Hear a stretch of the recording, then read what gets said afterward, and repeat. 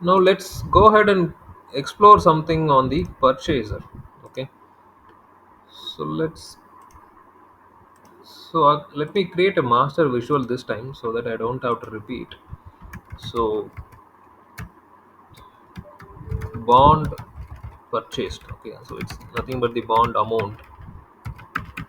So expression is going to be my sum of purchased amount. Okay, so let's create a simple bar chart.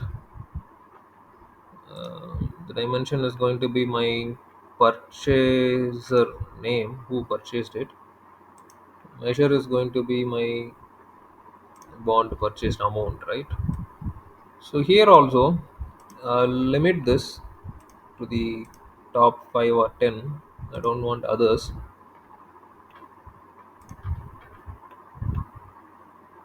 Scroll bar, I don't want the mini chart. I'll enable the value labels.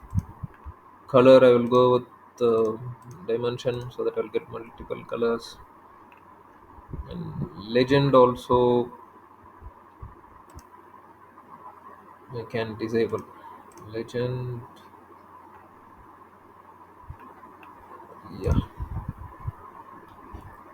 Okay, so now we could see the top contributors, right? So since the name is lengthy, we can also try it, visualizing it vertically, I mean horizontally, right? So we could also try it this way. So maybe this will give us a better picture. Okay, so these are all the top purchasers. So I'll restrict to 5 to save space for.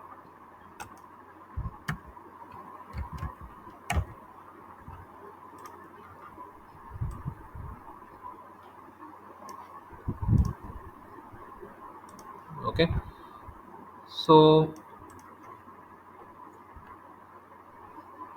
we'll also create a similar pie chart.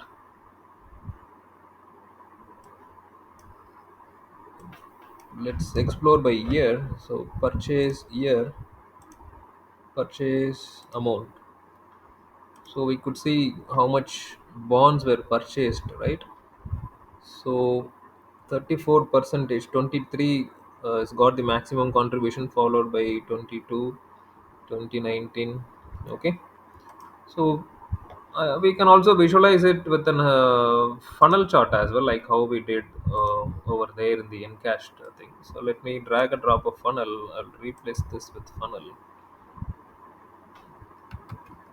Ideally I should get a convert option. Okay, I'm not getting it. So purchase year, purchased amount. Okay, so we could see the funnel representation, right? So 2023, 22, 2019, various contributions by year. Okay,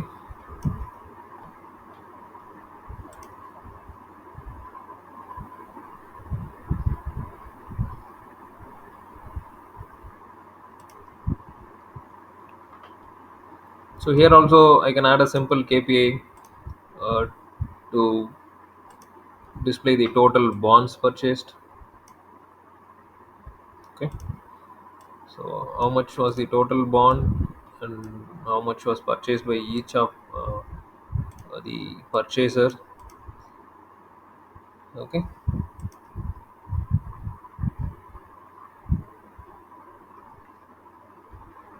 we can also try something with two dimensions. Let me delete this and let me expand this. Let's say purchaser name,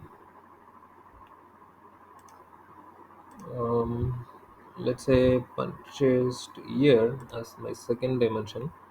My measure is bonds purchased or the amount purchased, right? So in the appearance scroll bar, I'll disable this, I'll enable values. Okay, I'll also limit this to my top, um, let's say 10 or 6 for better visibility. I'll also disable the others. Let me maximize this. So we could see, right, by each of this purchaser, and we could see year wise contributions. So how much amount they have purchased through different years, right? Or we can change the appearance and we can make it as a stacked bar as well. Okay, so in a single bar we could see the amounts purchased by different years, right? So this is one way of representing it.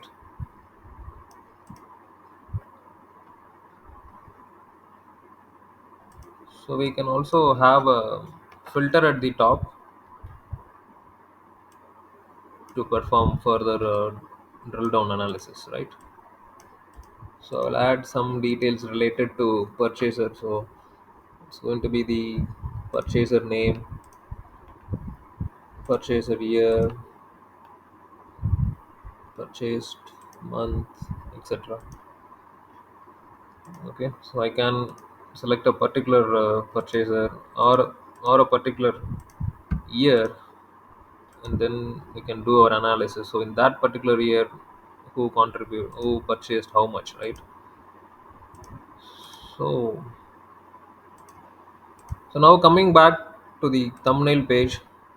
So this is some similar to what we saw earlier, right? So I have two KPIs: my bonds purchased and amount encashed. And this is encashed by year. This is bond purchased by year. A funnel chart, a pie chart, and again a bar chart: amount encashed by party, amount and